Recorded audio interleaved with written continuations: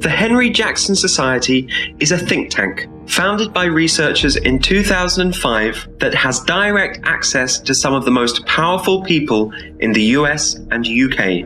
It describes itself as working to combat extremism, advance democracy and real human rights, as well as committing to the maintenance of a strong military and giving 2 cheers for capitalism.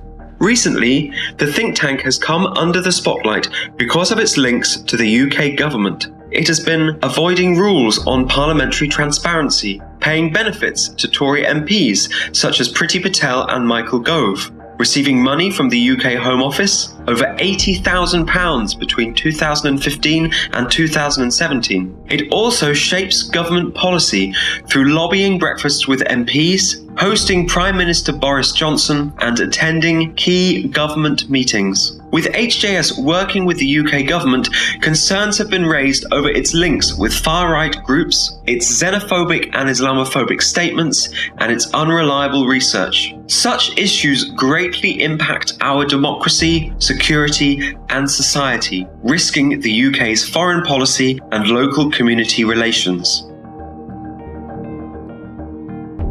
HJS has several links to far-right groups and has made anti-Muslim statements. It is accused of advocating for a Muslim ban with the Hungarian government of Viktor Orban and the US administration under Donald Trump. 2 of HJS's founders have since described it as a far-right, deeply anti-Muslim racist organization dominated by right-wing anti-Muslim and anti-immigration views. Several of its members have also made Islamophobic statements. The former head of the HJS, Douglas Murray, claimed that Muslim immigration to Europe is a demographic time bomb and that the startling rise in Muslim infants is abolishing white Britons who are forced to accept the loss of their country. This echoes far-right conspiracy theories such as the Great Replacement, a belief that white populations are being erased, that has inspired mass shootings in New Zealand,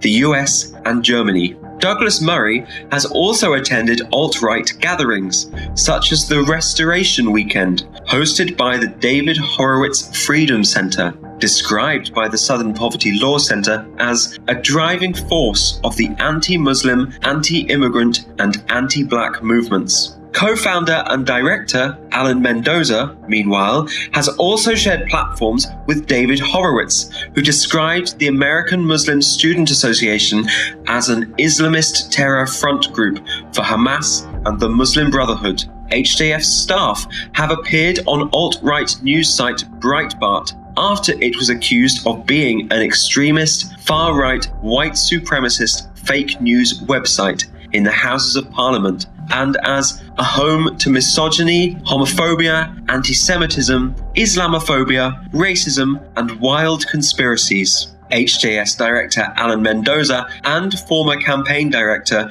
Raheem Kassam have appeared on far-right personality Steve Bannon's podcast. Assam has described Islam as a fascistic and totalitarian ideology and described the Quran as fundamentally evil. It's not just staff that have links with far-right and hate groups. HJS also shares funding with suspect organizations. Turning Point USA, the Clarion Project, and the Middle East Forum run by Daniel Pipes all share funding with HJS and have been accused of being racist or hate groups. Another group sharing funding is the Gatestone Institute, which has been accused of promoting the white genocide theory and cited far-right thinkers. Staff and board members have worked across HJS, Policy Exchange, and the Gatestone Institute and taken part in several events together, including one at the House of Lords.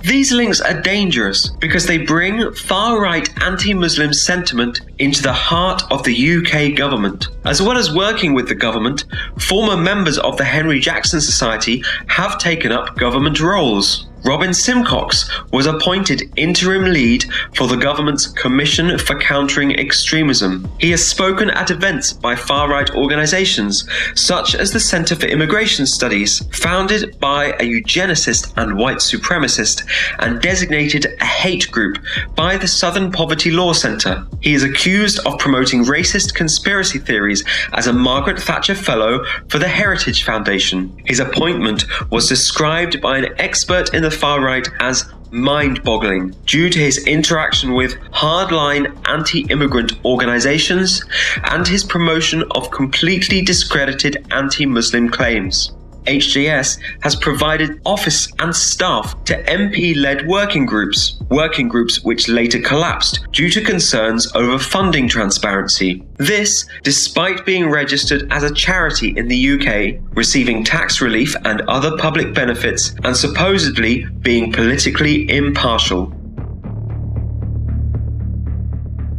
HJS has been criticised as producing work poor in quality and lacking in transparency. One of its reports was challenged through legal proceedings, with HJS forced to apologise for falsely claiming that a Muslim channel was regularly publishing content containing Islamist extremist subject matter and almost ubiquitously hosting well-known extremist speakers. This claim led to libel proceedings, with HJS paying damages and confessing that it spends a surprisingly small amount of time on research output. Yet, many of their reports continue to shape UK government policymaking and agenda, all despite shady far-right links, anti-Muslim sentiment, and questionable research practices. With growing concern about the dangers of the far right in Britain and Europe, we need to question the role that such organisations play in shaping policy. We need to commit to ensuring more positive voices are platformed, those that aren't linked to Islamophobic statements, debunked reports, and far-right groups. We can all help make a Britain that is safer and fairer, a place for all communities. But we need to challenge those groups